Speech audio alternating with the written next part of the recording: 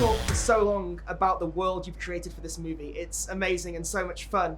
But what I want to hone in on is the other stuff that you chose to remove from the world. As the Beatles obviously don't exist, but also like Oasis don't, and there's a few other jokes. How did you decide what else wouldn't be there?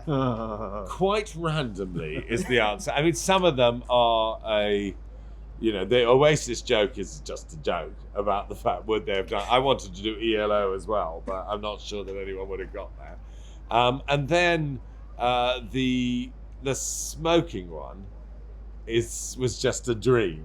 Just that thought that possibly you're throwing into the movie this idea that there'd be 250 million more people around. But no, they were just kind of, I had the mum come in, and the first thing I typed was him saying, "I'll have a Coke," and her saying, "What the world is that?" I'm a big fan of the song Revolution 9, and I love that you got, that was one of the first songs that he tried to remember. Did you ever consider having a sequence of him trying to remember that song, trying to recreate it? Because I don't think that would have gone across in the same way as some of them. So the post-it notes, obviously the post-it notes, there's a lot of songs up there. I'm not sure he'd ever get to recall all of them. The weird thing is, of course, if you try to do this, you can remember a couple of lines, but more than a couple of lines, it's very difficult, which is why we show him struggling with Eleanor Rigby.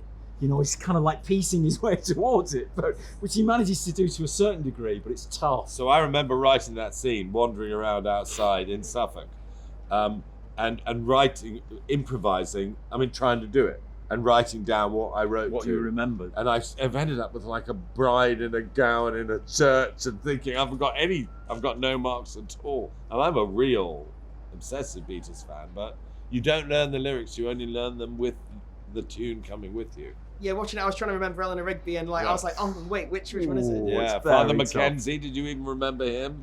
And there's no one you can talk to, and there's no way you can look it up. It's like, what a nightmare in a way. A lot of Beatles movies tend to avoid actually focusing on the Beatles as people and focus on the songs, because the songs transcend everything else. Yeah. Did you consider ever having a cameo from Paul McCartney or Ringo Starr?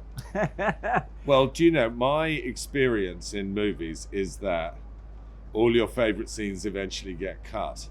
And I think, we did talk about it a bit, but in the back of my mind was what would happen if you filmed a scene and then it wasn't a scene you wanted to keep, then you would have an enemy for life. Oh, right, yes. Well, they do make a slight appearance. There's a kind of like there's a sequence on the James Corden show where they appear to turn up at one point until it's revealed what's actually happening. So I love on that bit as well, he's barefoot. Such a great Easter egg. Absolutely, you've got to have that, really. Aficionados will appreciate that. Definitely. Yeah. Oh, there's loads of stuff. And one of the other recent-ish Beatles films was Across the Universe, which also didn't feature the Beatles. It told the 60s story using the Beatles' music. Yeah. How would you compare Yesterday to Across the Universe, and why do you think we tend to focus on the songs rather than the men when we're telling stories about them? Well, actually, there have been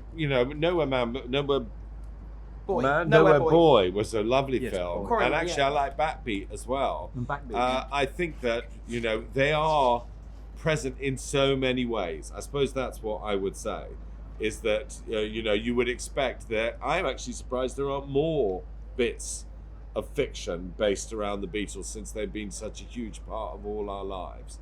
And in this case, we wanted to have a love story as well, but it wasn't going to be Paul and Linda, as it were. It was going to be a different one. So we feel very lucky to have been able to exploit and celebrate their amazing back catalogue through the prism of a love story, one of those wonderful love stories that like she says, she's waited half her life for him to wake up and love her, really. So.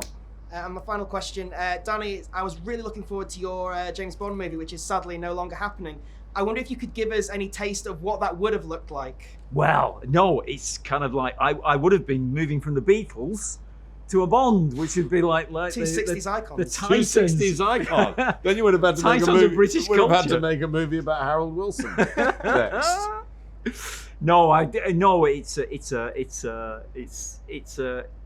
just to be able to cover one of them, the Beatles, is enough for a lifetime, believe me. Also, really there's a very good action sequence where they run out of the hotel to Liverpool Lime Street. Yeah, that's I think that it would have been probably would like have been that. very like that. A couple of slightly exhausted older men bumping into each other. Yeah.